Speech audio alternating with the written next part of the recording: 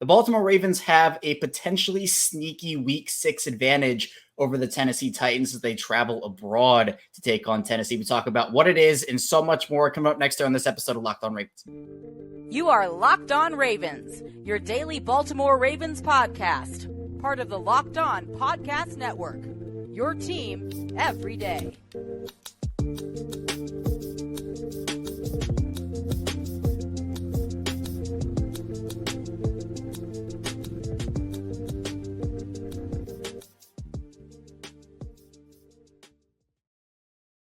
Welcome in to another episode of Locked On Ravens. We're your daily Baltimore Ravens podcast, and I'm your host, Kevin Ostreicher here of Ravens Wire. We are here on the Locked On Podcast Network, your team every single day. And as always, thank you so much for being here on this Purple Friday, making us your first listen each and every day. Free and available all podcasting platforms. That includes in video form on YouTube and anywhere you get your audio podcast. Today's episode of Locked On Ravens is brought to you by PrizePicks, the easiest and most exciting way to play daily fantasy sports. Go to prizepicks.com/LockedOnNFL and use code all lowercase LockedOnNFL for a first deposit match up to $100. And as it is Purple Friday, we have Qadry Ismail back in the house, former Ravens wide receiver and a Super Bowl champion. And Q, the Ravens are looking to win a Super Bowl this year, but they've had a ton of sloppiness, I think, highlighted again in that Week 5 loss to the Steelers. But now they have an opportunity to go across the pond and pick up a big AFC win against the Titans.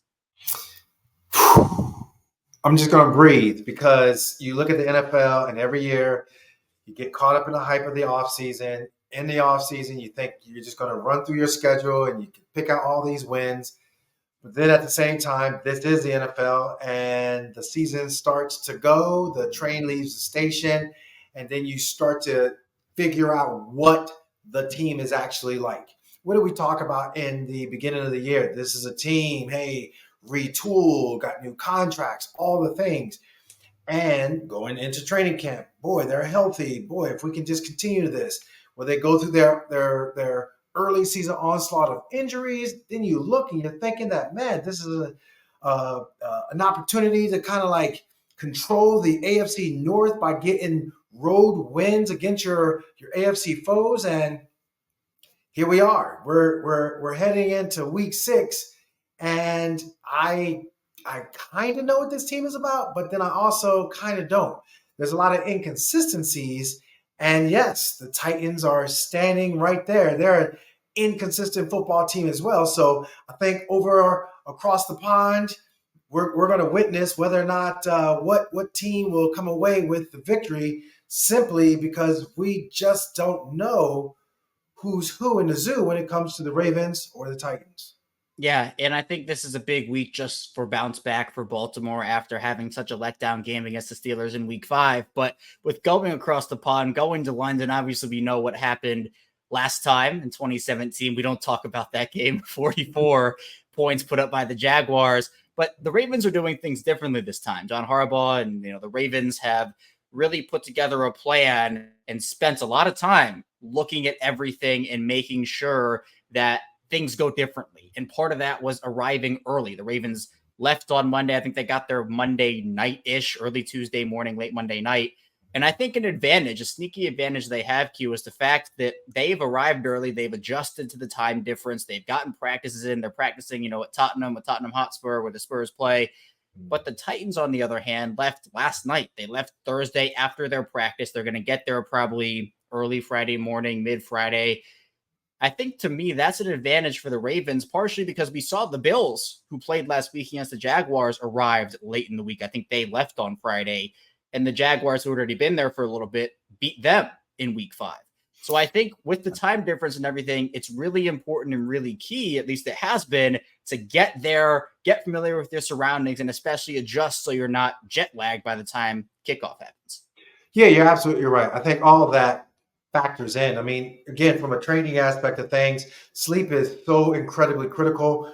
There's different circadian rhythms that you deal with that, researchers are recognizing. Heck, you got a circadian rhythm for your belly. You got a circadian rhythm as far as just your overall brain health and your sleep cycle of that circadian rhythm. And when you travel different time zones from, good God, the West Coast to the East Coast, you're talking 3 hours. Well, you're talking 6 hours now. And if, in fact, You look at what Jacksonville has done in their time. Shahid Khan, the owner of the Jaguars, he's like, look, we ain't selling out my stadium. We for darn sure we going over abroad and we going to play. So they know what's at stake. They know how to like make it happen for themselves. And I think, getting over there early, getting your body acclimated is well worth it. And I think there are some teams that probably, like the Titans, they've been over there. I think it was 2019-ish or something. And for them, they felt like, we're a 2-point conversion away from winning the game. Okay. The fact that they felt that way and they're going to stick to that programming, knock yourself out. I think for the Ravens, they got a bad taste in their mouth as far as asking some of the players, hey, what could we have done differently? Hey, maybe we could have went over there earlier.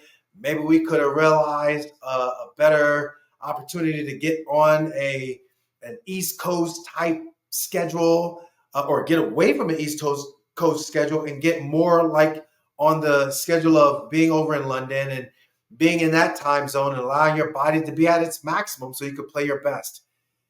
It's just part of the game, like part of trying to gain an advantage, because every little detail matters between wins and losses in the professional football league. And I think in this particular case, John Harbaugh and company, they're like, look, let's go over there early. Let's figure it out. Let's see if this is going to help our team. Yeah, and I know that another big factor with everything, Q, and these little things that can either help or hurt you is injuries and health. And we've obviously seen over the past 4 years that has not been in the Ravens' favor. But the injury report going into this game is very good. Odafe Owe, the only one that's not practicing. It feels like the Ravens will get most, if not all, those guys outside of Odafe Owe back this week. Now, I do want to ask you in the upcoming minutes about Marcus Williams and Marlon Humphrey and what you saw from them. But there is a bit of concern heading into this game about the turf and the playing surface in London. There have been videos that have surfaced of the turf essentially getting rolled out on the concrete and everything. And Von Miller took to the Pat McAfee show and said, quote, "I really couldn't believe that we had high-class athletes playing on that turf in London. I've been playing in the league for 13 years, and that was some of the worst turf that I've played on." Now, his teammate Matt Milano suffered a broken leg and a torn ligament in his knee. There have been multiple injuries happening in London. Is there any concern for you with this Ravens team that's already been so banged up and maybe some of these players not being 100% out there right now, that the turf could cause further complications or new ones for different players? This is such a complicated yet simple subject. Obviously, I do my missile training. Clearly, I have had my fair share of injuries throughout my time.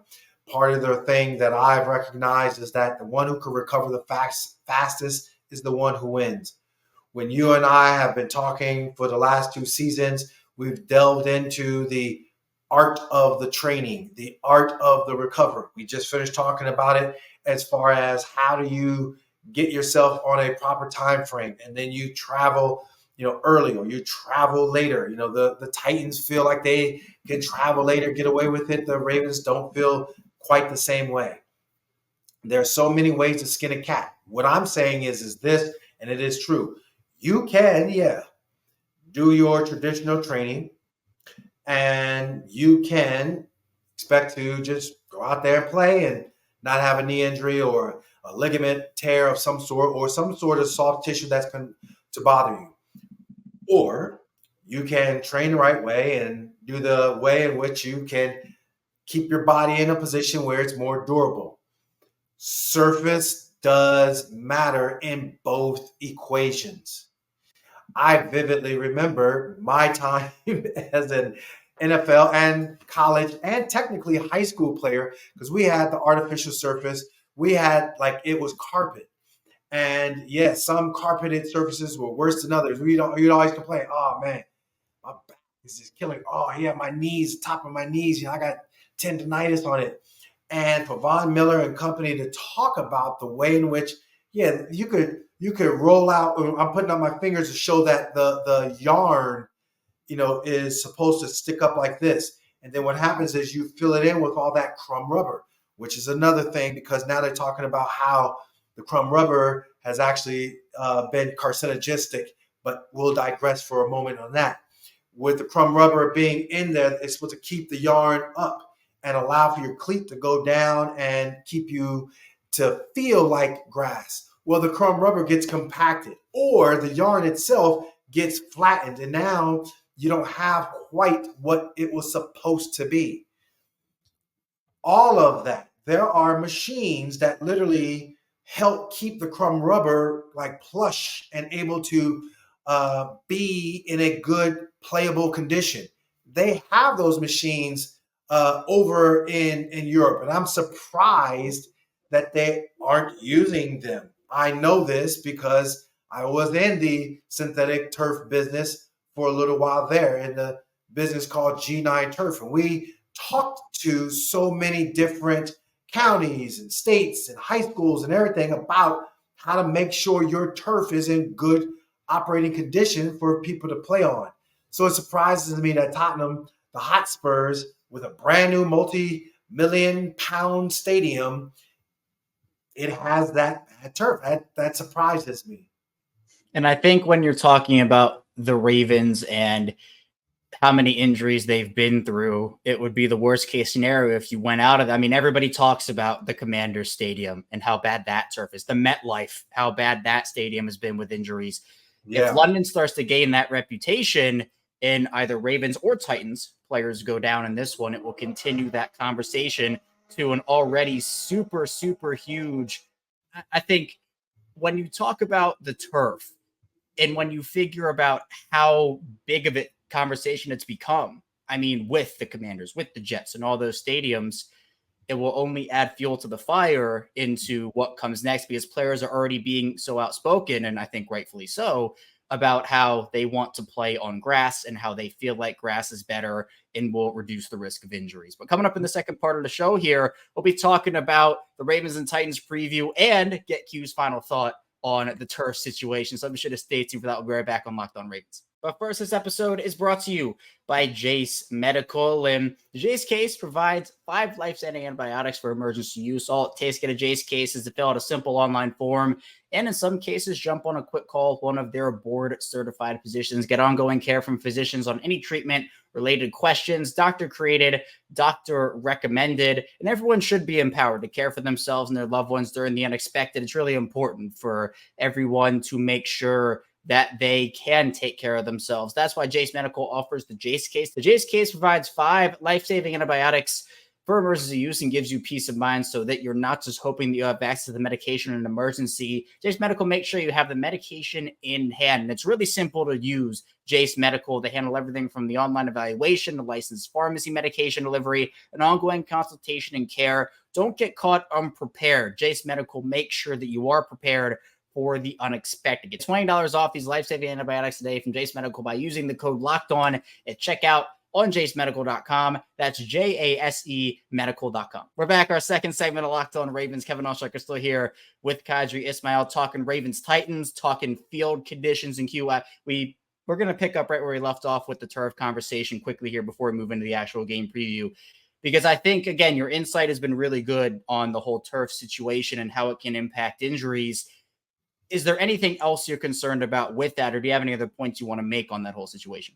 Well, see, this is where the economics of it comes in, because, for example, you have Pittsburgh. They have natural grass. You have Philadelphia. They have natural grass. The Commanders, natural grass.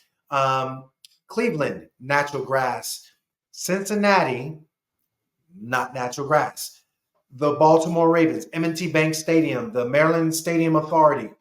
Steve Bisciotti was like, well, wait a minute, I'm looking around this topography and this geographical location in the Northeast, and what do we got here? So basically, he's just like, hey, what are we doing? Guys are like, we want natural grass. He was like, done. Check this out.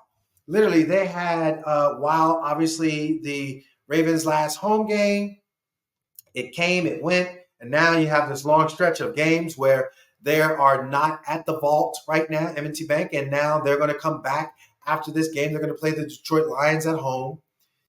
Steve Bisciotti years ago was like, all right, what do we need to do to make this grass field like happen?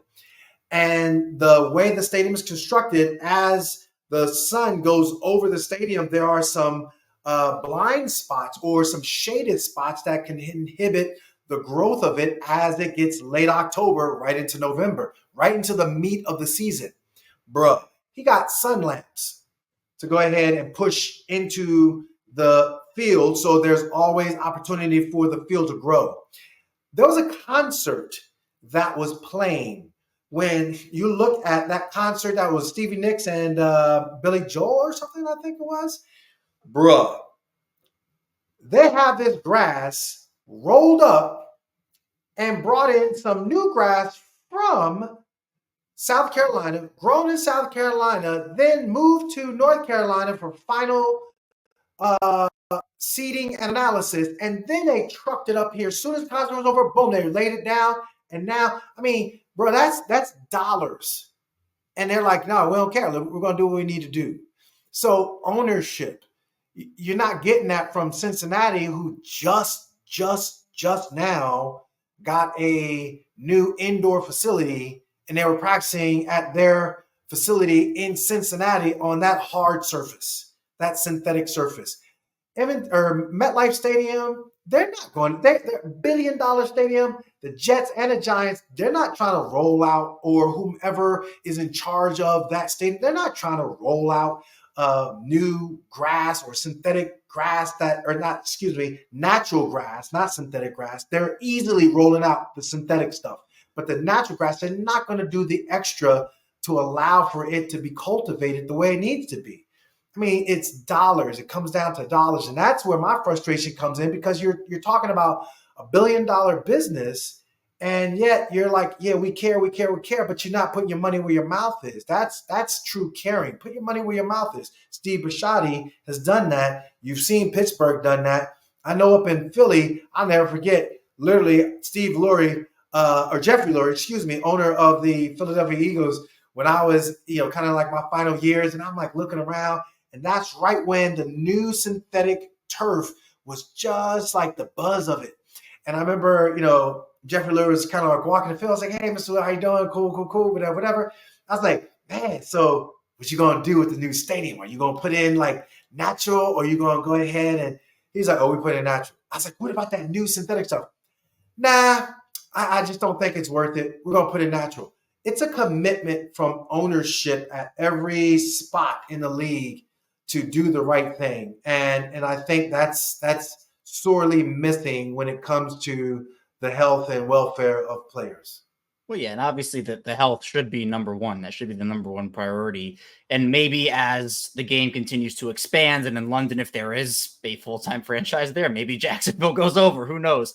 If there's a stadium there, maybe they decide, because right now they're only playing a handful of games over there, and they just roll up the turf and bring it out. But you want to have as much safety as you can. And with Von Miller saying what he said, it does raise a little concern for both teams, Ravens and the Titans, in week 6. But getting into the actual preview of things, Q, this is a game that the Ravens probably need to win just to get their spirits back up after whatever we saw on Sunday against Pittsburgh with the 7 drops. To me, it does feel like a prime bounce back spot, especially with the jet lag and the timing conversation that we talked about in the first segment. Tennessee as a whole, they've struggled a little bit this year. Now, the rushing defense is a top 10 unit, but their pass defense is a bottom 5 unit in the league. And rushing and passing on offense, they're right in the middle of the pack towards the lower end. I feel like Baltimore, if they can get into a rhythm and start fast, the key has been when they've started fast, they've kind of fizzled out. They need to have consistency from the first quarter through the fourth quarter, not so much of this start fast and slow, or start slow and fast type of stuff. Yeah, what gets me every year, again, like you get that personality of your team, and I just think that there's this buzz of confidence with the Ravens, and they're showing it. But then when adversity hits, a fumble, a big run, now you're coughing up the ball. We've seen that twice in the Colts game as well as in the Steelers game. And they just can't get over that mistake. And then it snowballs into other mistakes. And that's where I think like that mental toughness of like saying you're a champion or you desire to play championship football, like the good teams have that, like, we're either going to bully you or we're going to be tough minded. We're using all our players. We dare you to try to stop him or him or him. We dare you to come up against us defensively here, here, or here. Like, I don't see that.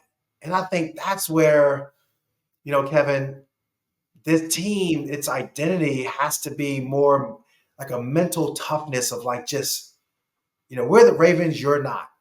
And they let 2 games slip away from them that showed you cannot just show up and expect to just win. You cannot play sloppy and let a team hang around like a heated division rival. I mean, they were ready to rip into the Pittsburgh Steelers offense. I mean, rip, like you could feel the energy of the stadium, like, just grumbling, and you let them off the hook. You just, as a team, you let them off the hook, and that's not championship football. And the point that I've been making is we can admit 2 things. 1, the Ravens defense has been playing lights out football, like 1,000% they have been. But 2, the offenses that they've been playing, a new quarterback and head coach in week 1, the Bengals offense, which didn't look right in week 2, backup quarterback in week 3, backup quarterback in week 4, and the Steelers offense, which still is in shambles in week 5. If the Ravens offense keeps putting the defense in these bad situations, this game would not be 10-8 in the fourth quarter if they were playing the 49ers or the Dolphins, because eventually, despite how good the defense has been playing, the Steelers offense, the Browns offense, the Colts, they never consistently took advantage of those mistakes that the Ravens offense made. Good teams will. And you can't have that continued sloppiness. And we'll get to this in the final part of the show, Q. But for me, I was expecting some level of identity searching and some level of just catching and getting up to full speed, because it's a new offense. They're new players. They've been injured a little bit. But the level of the sloppiness, the extremes, 13 penalties, that's a lot of penalties. 4 fumbles on 4 drives, that's a lot of fumbles on consecutive drives. 7 drops, that's an absurd number of drops. The consistency of the sloppiness has been, it's not just on the coaches, it's not just on the players, it's a combination of the 2.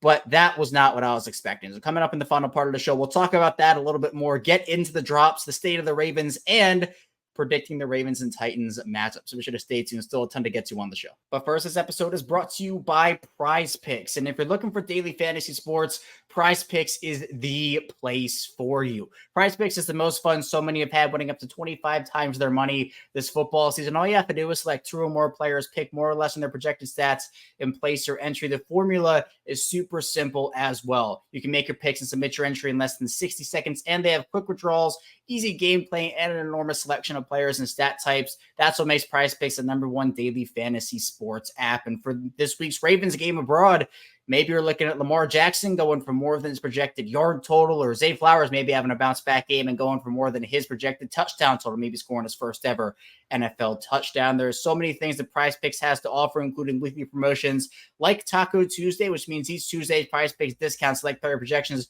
up to 25% to provide even more value. With PrizePicks reboot policy, your entry stay and play even if one or more of your players gets injured. For NFL games and college football top 25 matchups, if you have a player who exits the game in the first half and doesn't return in the second, that player is rebooted. PrizePicks is the only daily fantasy sports platform with injury insurance. And there are so many different types of ways you can win money over on PrizePicks. Go to prizepicks.com/LockedOnNFL and use code LockedOnNFL for a first deposit match up to $100. That's prizepicks.com/LockedOnNFL and use code LockedOnNFL for a first deposit match up to $100. PrizePicks, daily fantasy sports made easy. We're back rounding out Locked On Ravens. Kevin Olshecker still here with Kadri Ismail on Purple Friday. In Q, going back to the point I made right before we headed into the second break there, I'm very curious just to hear your thoughts on the sloppiness that we've seen, because there's been a lot of conversation, especially from the national media, about Lamar Jackson and the game he had and the receivers and the drops. And a lot of the attention was pointed at the rugby balls that Keith Williams has had the Ravens practicing with. And with you being a former wide receiver, I want to get your opinion, because those the rugby workouts got roasted. Rex Ryan roasted them. A couple others roasted them. What's your take on Keith Williams training these guys with rugby balls? Because he's been doing it for the past couple of seasons. It's not like it just started this year. Yeah, see, and that's something that I think, okay, I have obviously my corrective lenses on. I have an astigmatism that like your eye should be shaped like this. My eye is flat. It's bad. I went through vision therapy.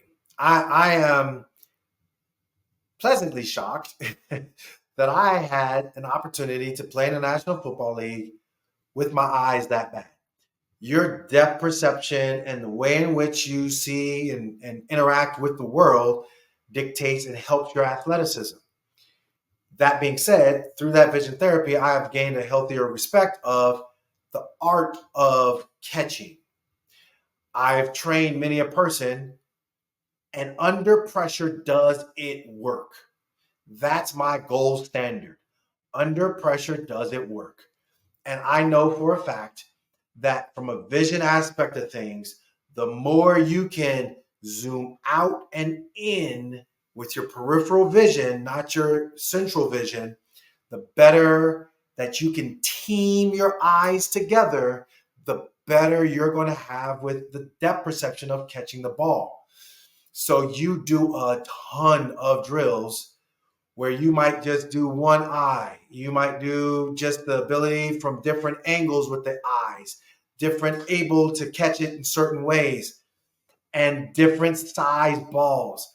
We had, the Ravens had utilized tennis balls. Well, this is like 2000, 17, 18, 19, 2020, 2021. Like, but I'm talking back when I was 1994, 1995, I was using tennis balls and a patch over the one eye just to help my ocular vision. And so when you look at the bigger picture of things, man, the rugby ball is just a tool in the tool belt of what Keith Williams and company are doing to help the guys feel and see and understand the way in which to catch the ball. That's it. It's similar to like if you're looking at guys trying to learn the art of the tackle without hurting the guy, you got a donut now. And that donut's been around for a while now. You have different ways in which offensive linemen, well, if that's the case, then the offensive linemen shouldn't be hitting pads. They're like these little pads that you put up on the wall, or to stay low, you got to go under these like makeshift, I call them tents, but they're like these big makeshift coverings that you kind of like crawl underneath to help the offensive lineman get the understanding of staying low, to not fumble the ball. Well, they put like a huge, now before it wasn't as big, but now they put these huge straps that are tied to the ball, and they actually sell them now, where like it was like a makeshift thing, but now they got it where they sell these big straps and you're pulling at the ball, and you got these certain drills that you do.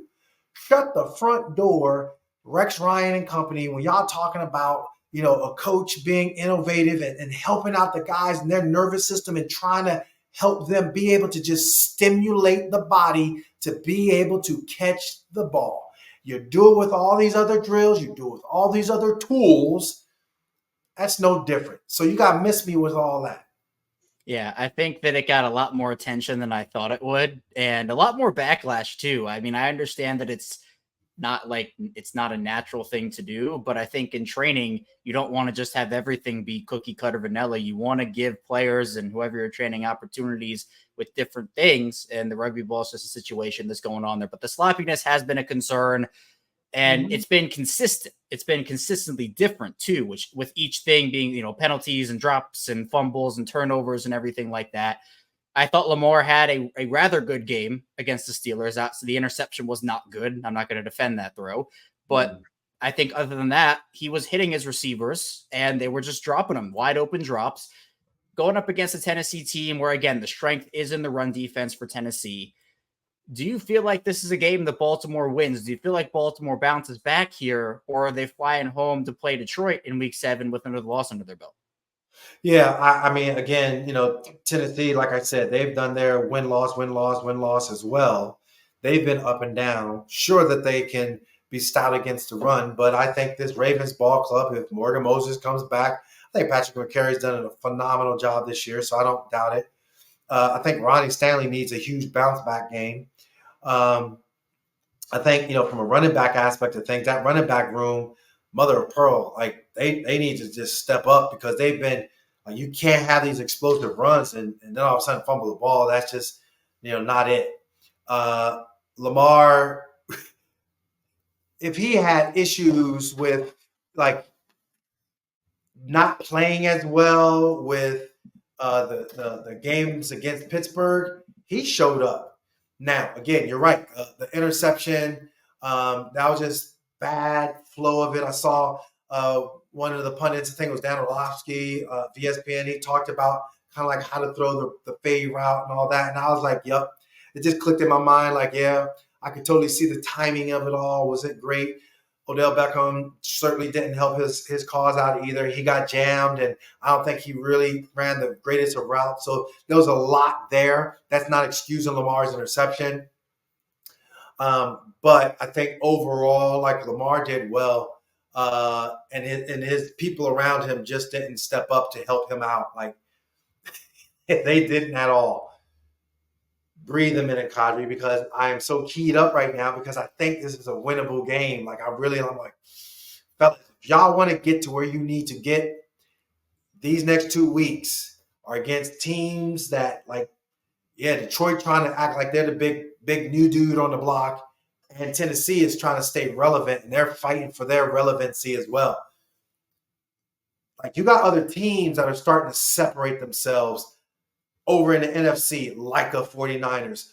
Over here in the AFC, man, the Dolphins, they're like, all right, cool. You know what? We trying to do what we doing. Kansas City is like, hey, man, ho-hum. Let's keep our thing rolling. So if you're trying to keep up, this is like starting to get into the landing of the plane of the first part of the season. And it's going to be, you are what your record says you are. You need to be at 4-2, 5-2 when you look back on this first part of the season. Yeah, 100%. And the Ravens this week forward have the third hardest strength of schedule in the NFL. It includes games against the 49ers and the Dolphins, all three AFC North opponents again. And other teams that have been sneaky, like the Lions are the best team in the NFC North right now. The Rams have been eons better than I thought they'd be this season. So these are the games where you're thinking, look, the Titans, you've mentioned it, they've been inconsistent this season. We're not talking about prime Derrick Henry anymore. We're not talking about prime DeAndre Hopkins. Those are still really good players.